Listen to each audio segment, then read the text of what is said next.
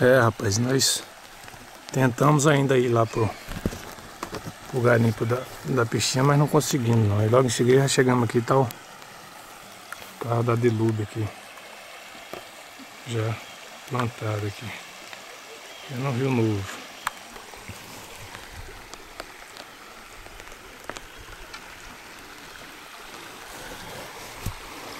E ali está as pescadoras, né?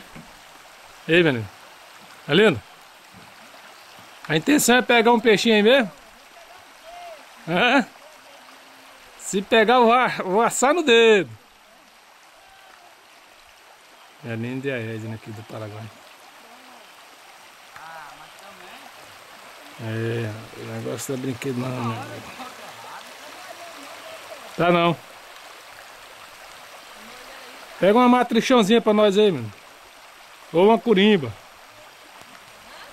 Uma matrinchão ou uma curimba, um piauzão cabeça gorda. Até mais.